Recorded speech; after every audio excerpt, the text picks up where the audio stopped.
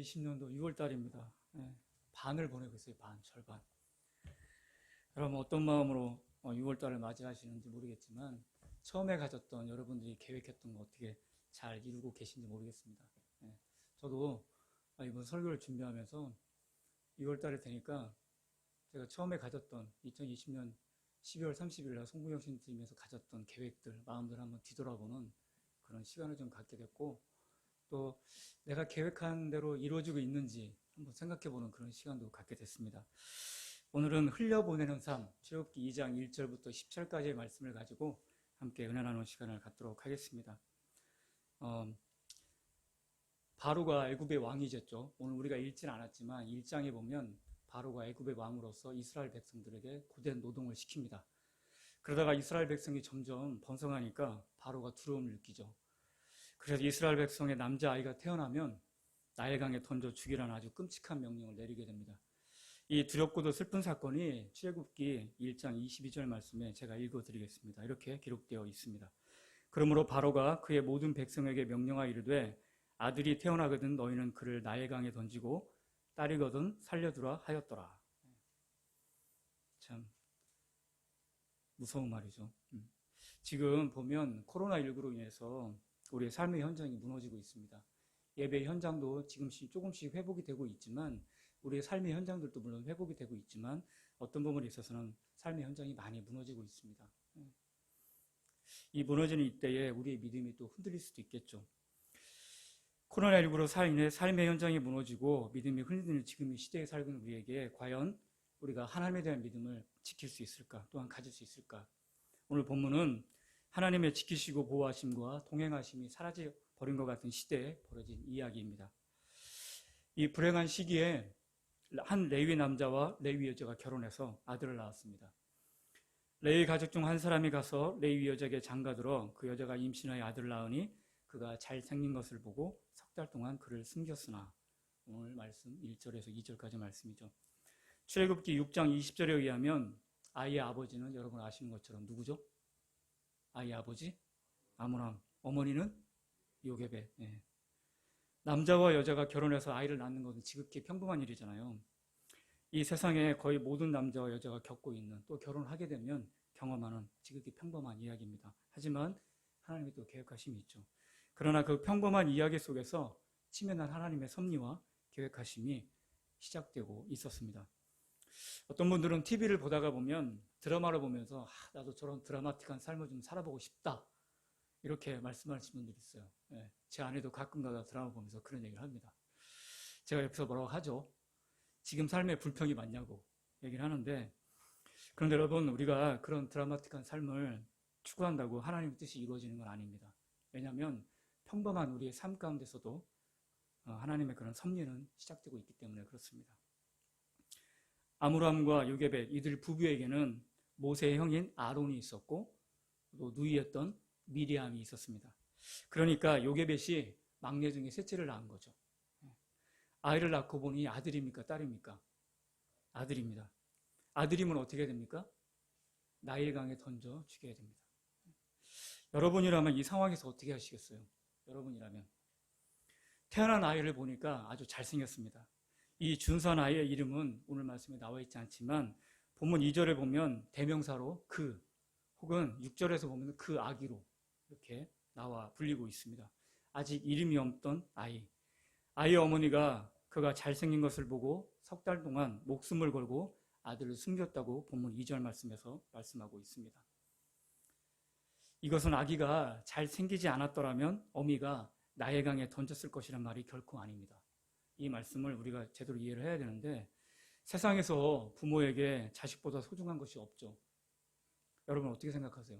세상에서 부모에게 자식보다 소중한 것이 어디 있겠습니까? 세상에 자기 자식 예쁘게 보지 않는 어미가 없죠. 세상 사람들이 흉물로 보는 아이라도 어머니에게는 더없이 예쁘게 보이는 법입니다.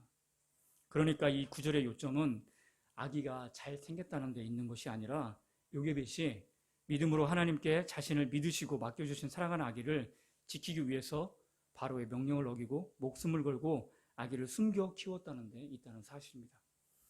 하나님과 동행하며 자녀를 양육한 에녹이 육체의 죽음을 보지 않고 승천한 것처럼 하나님께 믿고 맡김으로 생명을 바르게 지키는 것부터 하나님의 역사는 시작된다는 사실입니다. 그러나 더는 숨길 수 없는 상황이 됩니다. 요게벳이 사랑하는 아이, 자신에게 가장 소중한 것을 더는 지킬 수 없게 된 거죠. 왜냐하면 아이가 크다 보니까 활동량도 많아지고 우는 소리가 커졌기 때문에 그렇습니다. 어릴 때는 그렇게 크지 않았지만 점점 우는 소리가 커졌기 때문에 그러죠. 그래서 아이를 나일강에 흘려보내야 하는 그런 처절한 상황에 처하게 되었습니다. 근데 생각해보면 꼭 그 나일강의 그 물결 때문에 아이를 흘려보내야 했던 것만은 아니었습니다. 사실은 강물처럼 흐르는 시간과 그런 상황 때문에 일어난 사실이었죠. 시간이 흘러서 어느덧 요셉이 알지 못하는 바로가 애굽의 왕이 되었고, 또한 여러 가지 상황들, 급격한 경치적 상황들이 있었기 때문에 이렇게 된 겁니다. 결국 요게벳은 이러한 상황과 시간과 상황이 급박한 물결 때문에 자신의 가장 소중하고 지키고 싶었던 존재, 즉 이제 막 태어난 아기를 흘려보내야 했던 것입니다. 여러분 어떻게 생각하세요? 본문에 보이는 요게벳이 어떻게 보입니까? 불쌍해 보입니까? 요게벳이? 어떤 분들은 불쌍해 보인다고 이야기도 합니다. 그러나 생각해보면 우리 모두는 요게벳을 보게 됩니다. 삶 가운데 누구나 세상을 살아가면서 무섭게 흘러가는 세월과 시간 앞에, 또한 상황 앞에, 우리가 닥친 상황 앞에 자신이 그동안 움켜졌던 것을 흘려보내야 할 때가 반드시 있습니다. 또한 반드시 찾아옵니다. 교회 성도님들과 얘기를 나누다 보면 간혹 이런 말씀을 하십니다. 내가 낳은 자식이고 힘들게 키웠는데 커서 때가 되니까 다 분가시켜야 된다. 직장에서 열심히 일하며 자리를 지켜왔는데 나이가 드니까 상황 파악 빨리 못하고 제대로 일 처리 못한다고 이제 나가라고 합니다. 이게 지금의 현실이잖아요. 건강만큼은 자신이 있었는데 세월의 흐름 앞에 어쩔 수 없이 꺾이네요. 그렇게 젊었을 때 열심히 모은 돈이 죽음을 앞에 두니 아무 소용이 없더라고요. 이럴 줄 알았으면 좀 더 좋은 곳으로 흘려보내서 나누고 베풀고 살 걸 그랬습니다. 이런 말씀을 성도님들이 가끔 하십니다. 여러분들은 어떻게 생각하세요? 이런 말씀에 공감이 되세요? 자, 우리의 자녀도 우리가 움켜쥐려고 그러죠. 우리가 움켜쥐고 우리가 원하는 대로 방향으로 가기를 원합니다. 우리의 재물은 어떠세요? 돈이 생기면 움켜쥐기를 원하는 게 우리의 모습입니다. 우리의 건강은 어떻습니까? 건강은. 우리의 직장은 또 어때요? 이 모든 것이 너무나도 우리에게는 소중합니다. 하지만 언젠가는 더는 그것을 지킬 수 없게 돼서 상황과 세월의 물길 앞에 흘려보내야 할 때가 우리에게 찾아온다는 사실입니다. 그 순간 우리 모두는 나일강에 사랑하는 아들을 흘려보내야 했던 요게벳이 되는 겁니다. 여러분은 지금 무엇을 지킬 수 없어서 두려우십니까? 어느 목사님이 계셨습니다. 권호 목사님인데 이 목사님께서 보스턴 근교에서 유학을 할 때 아들이 태어났습니다. 아시는 분들은 아시는 내용인데 유학을 할 때 보스턴에서 유학할 때 아들이 태어났는데 태어나자마자 이 아들에게 폐에 문제가 생겼습니다. 폐. 그래서 태어나자마자 바로 인큐베이터에 들어가게 됐습니다. 목사님의 아내는 막 태어난 아이를 한 번도 안아보지 못한 채 눈물만 흘리고 있었고 인큐베이터에 들어간 아이를 바라보고 있었습니다. 의사는 곧 치료될 것이라고 말했지만 상황은 점점 더 악화돼 갔습니다. 결국 아이는 중환자 치료를 받기 위해서 보스턴 시내에 있는 병원으로 긴급 이송되었습니다. 거기서 2명의 소아과 의사와 4명의 간호사가 배정되어서 24시간 동안 긴급 치료가 진행되었다고 합니다. 당연히 엄청난 의료 비용이 예상되었죠. 목사님은, 이 권호 목사님은 당신의 유학이 하나님 뜻으로 보내주신 유학이 빚만 지고 끝날 위기 가운데 처하게 되었습니다. 그것은 괜찮은데 어쩌면 사랑하는 아이를 잃어버릴 수 있다는 생각에 마음이 와르르 무너져 내렸다고 합니다. 매일 보스턴 시내를 오가며 목사님은 하나님께 기도했고 물었습니다. 하나님, 도대체 제게 왜 이러십니까? 왜 제 소중한 것을 가져가려 하십니까? 이렇게 말입니다. 여러분, 대형 병원에 가보면 중환자실에 생과 사의 갈림길에 있는 많은 분들이 있습니다. 그분들 보면서 여러분 무슨 생각이 드십니까? 그분들도 나름대로는 흘려보낸 삶을 산 분도 계시고 움켜진 삶을 산 분도 계십니다. 그런 분들이 이렇게 기도하죠. 하나님, 도대체 제게 왜 이러십니까? 왜 제 소중한 것을 가져가려 하십니까? 이런 말씀을 합니다. 나일강에 자신의 가장 소중한 아이를 흘려보내야 하는 요게벳이 할 수 있는 것은 무엇이었을까요? 아이를 넣어둘 갈대 상자를 만들어 물이 새지 않도록 역청과 나무 진을 칠해주는 것뿐이었습니다. 즉 방수 처리를 한 거죠. 역청과 나무 진을 칠하면 물이 새지 않는다고 합니다. 방수 처리를 한 거죠. 3절에 보니까 더 숨길 수 없게 되매 그를 위하여 갈대 상자를 가져다가 역청과 나무 진을 칠하고 아기를 거기 담아 나일강 갈대 사이에 두고, 이렇게 3절에서 말씀하고 있습니다. 요게벳은 지금 할 수 있는 게 아무것도 없어요. 단지 역청과 나무 진을 칠해서 갈대 상자에 아이를 눕히는 것밖에 없었습니다.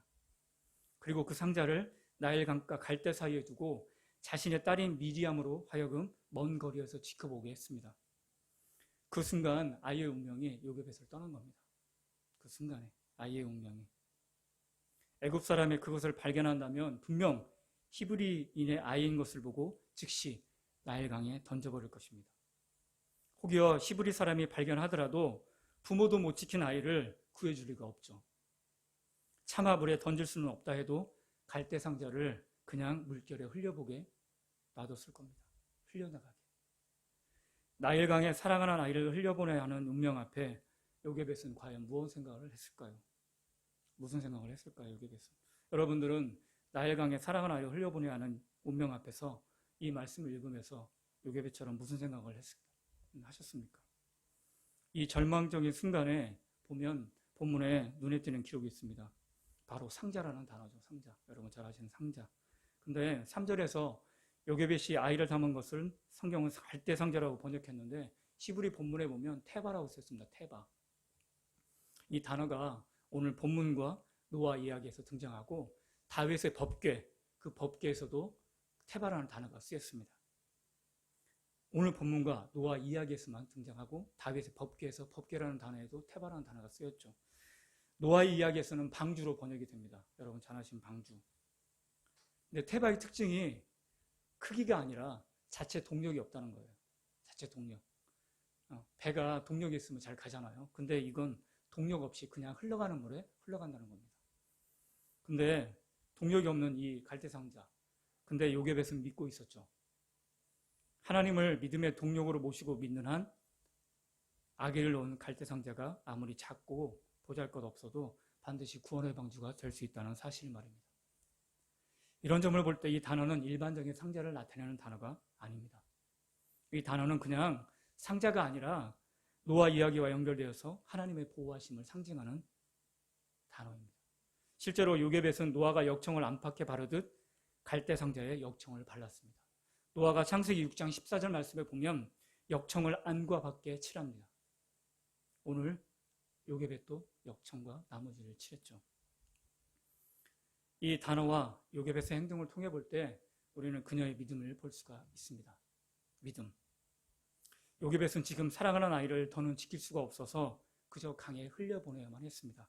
그러나 단순히 상황에 밀려 그렇게 하는 것이 원치 않았죠. 오히려 믿음으로 아이를 하나님께 흘려보내길 원했다는 사실입니다. 그럴 때 노아의 가족을 지켜주셨듯이 하나님이 아이의 생명을 지켜주실 것을 믿었다는 사실입니다. 그러니까 요게벳은 믿음으로 하나님께 아이의 운명을 온전히 맡긴 거죠. 여러분은 여러분의 자녀를 믿음으로 온전히 하나님께 맡길 수가 있습니까? 여러분의 재물을, 여러분의 직장을, 여러분의 건강을 하나님께 온전히 맡길 수가 있습니까? 믿음으로. 요게벳은 아이가 담긴 갈대 상자를 갈대 사이에 둡니다. 바로 그때 목욕하러 온 바로의 딸이 그것을 보게 되죠. 근데 바로의 딸이 하필이면 화려한 궁전의 목욕탕이 아니라 나일강가에서 목욕하고 싶은 마음이 일어난 겁니다. 참 신기해요. 성경 말씀 읽다 보면 참 이해가 안 되는 분이 많습니다. 그 바로의 궁전이 얼마나 화려합니까? 그 궁전에서 목욕을 해도 되는데 하필이면 나일강가에 목욕하고 싶은 마음이 일어나서 내려오게 됩니다.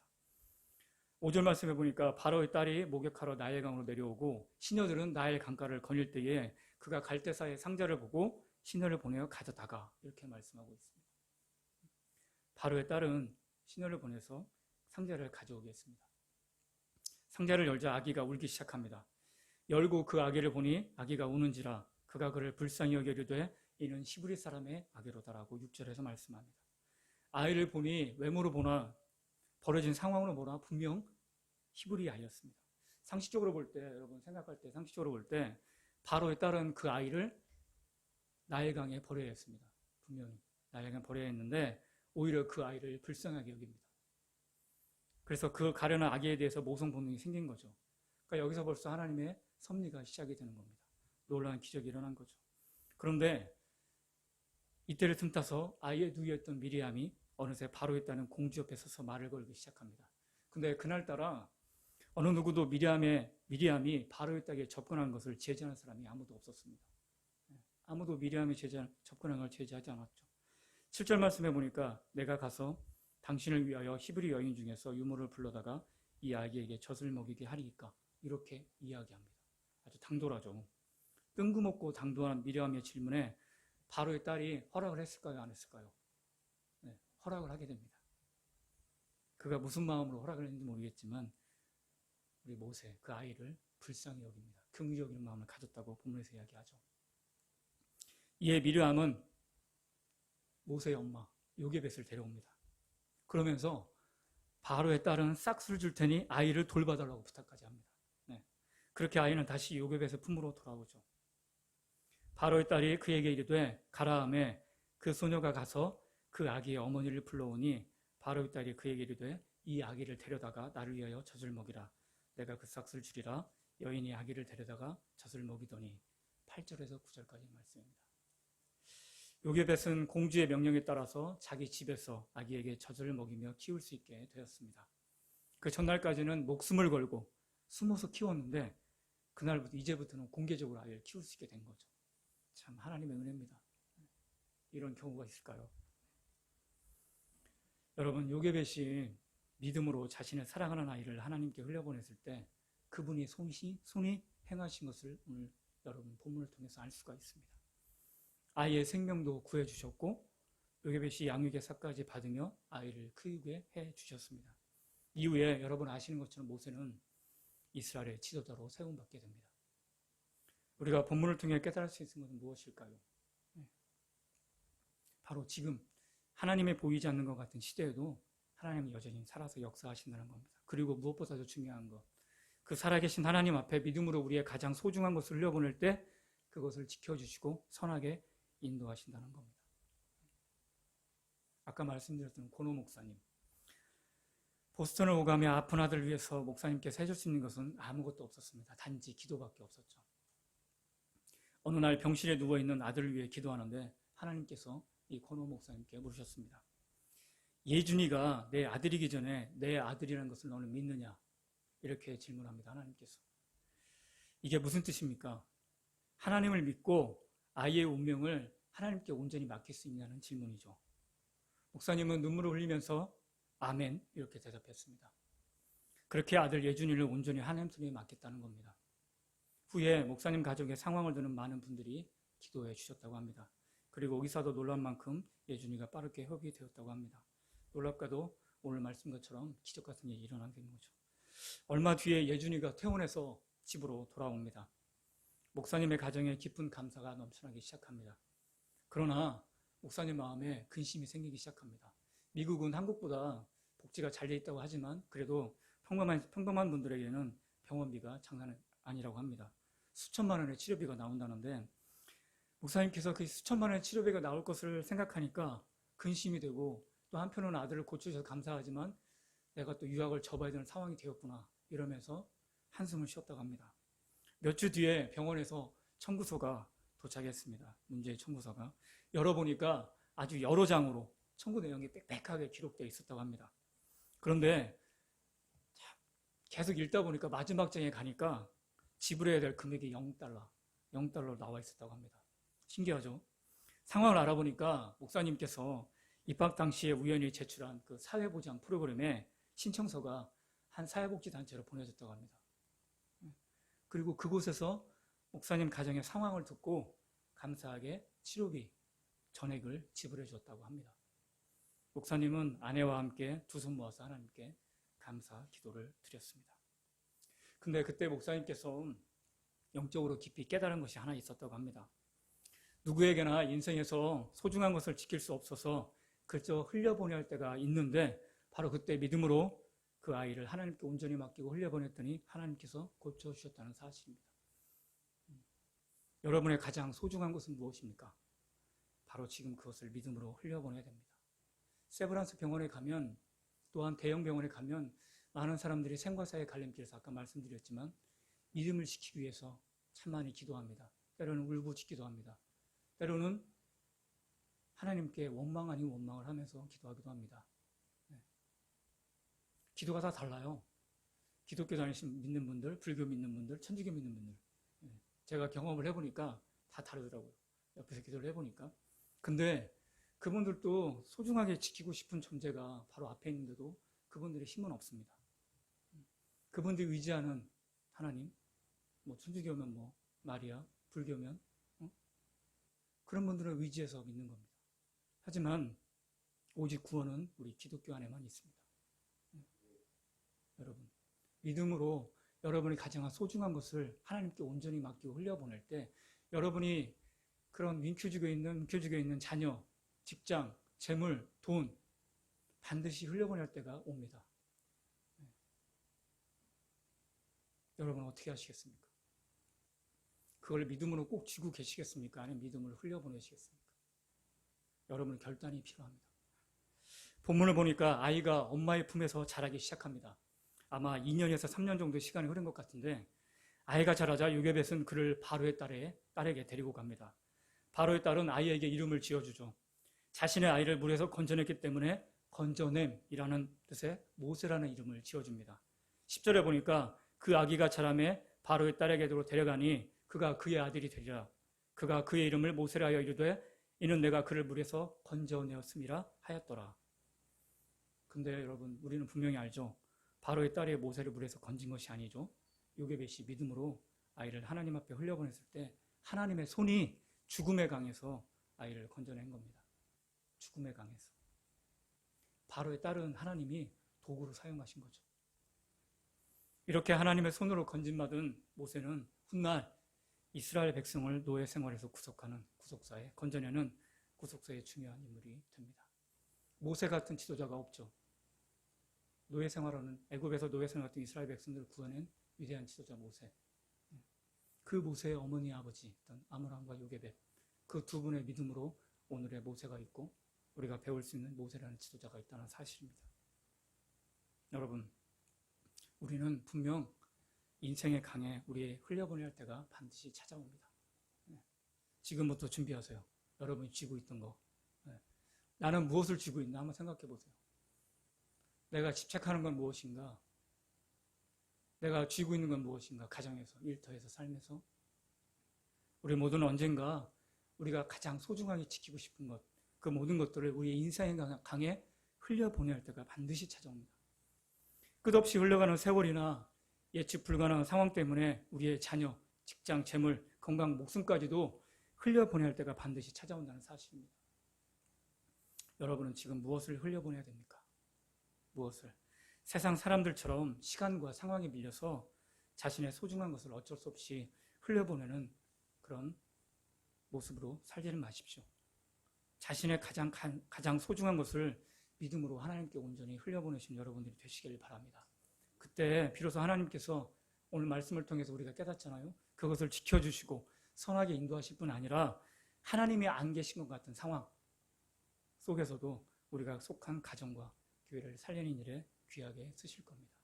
며칠 전에 TV를 보니까 한 의붓 어머니가 아이를 가방에 넣고 9시간 동안 방치해서 그 아이가 죽었습니다. 그걸 보면서 참 마음이 아팠습니다. 의붓 어머니지만 그래도 어머니잖아요. 어머니인데 그 아이를 방치했다는 것 자체가 참 믿기도 했지만 참 지금의 현실이 그렇구나. 지금 이 시대가 이렇구나. 부모가 자식을 죽이고 원망하고 이런 시대에 살고 있는 우리가 과연 온전하게 살기 위해서는 어떠한 믿음을 가져야 될까? 또한 그 믿음으로 우리가 살아내기 위해서는 하나님의 구원해 주신 그 믿음을 살아내기 위해서는 우리는 어떤 마음을 가져야 될까? 어떤 마음으로 이 삶을 살아내고 살아가야 될까? 한번 생각해보는 그런 시간도 갖게 됐습니다. 참 마음이 많이 아팠는데 또 한 가지는 CBS를 보다 보니까 박누가 선교사님 대한 그런 선교 내용이 나왔는데 그거를 보면서 제가 마음이 참 많이 감동이 됐습니다. 필리핀에서 선교하시는 박누가 선교사님이 선교를 잘 하시다가 또 병에 걸렸습니다. 암에 걸렸는데 그 병이 전이가 돼서 뼈까지 전이가 됐죠. 그 몸을 일구고 항암 치료가 끝나면 한 달 기간, 다음 항암 치료 한 달 기간에 또 필리핀에 갑니다. 필리핀에 가서 거기서 또 병원을 세우고 그 이동식 병원을 운전하고 다니면서 환자들을 치료합니다. 빈명가에 가서. 그러시면서 그분의 사랑을 흘려보냅니다. 그 이동식 차는 불이 꺼지지가 않아요. 24시간. 왜? 빈민들이 언제든지 와서 치료받으라고. 그분의 사촌 조카였던 여자분이 오셔서 같이 동행합니다. 그분은 간호사가 아니셨는데 그 박누가 선교사님을 보면서 간호 공부를 해서 간호사가 됐죠. 결국 그분이 돌아가셨습니다. 돌아가셨는데 돌아가시면서 같이 일했던 분들에게 이야기를 합니다. 꼭 내가 없더라도 흘려보낼 수 있는 이런 건물, 이런 병원, 이런 건물에서 사람들을 많이 치유해주고 세워지겠으면 좋겠다.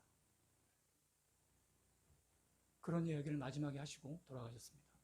그 병원을 그 사촌 조카라는 분이 이어서 하고 있는데 힘들 때마다 하늘에서 그 선교사님이 나를 보고 뭐라고 하실까? 내가 한탄하고 불망하고 그러니까 불평하고 원망하는데 그런 섞인 말을 하나님 앞에 하는데 그 하늘에서 박누가 선교사님 나를 보고 뭐라고 하실까? 그렇게 이야기를 하셨습니다. 여러분, 지금 시대에 우리가 믿음을 지키기가 쉽지 않죠. 그렇지만 우리는 꼭 믿음을 지켜야 됩니다. 믿음만이 우리가 살아낼 수 있는 삶의 힘이 되고 믿음만이 이 시대를 살아갈 수 있는 원동력이 됩니다. 여러분, 믿음을 흔들리지 마십시오. 굳건한 믿음으로 그 믿음을 갖고 언제 어디서나 하나님이 주신 삶을 살아내시기를 바랍니다. 그럴 때 하나님께서 우리가 지키고 싶은 소중한 것들을 지켜주시고 또한 우리가 속한 가정과 교회를 살리는 일에 귀하게 쓰실 겁니다. 여러분 모든 분들이 믿음으로 하나님께 흘려보내시는 삶을 살아내시기를 간절히 축원드립니다.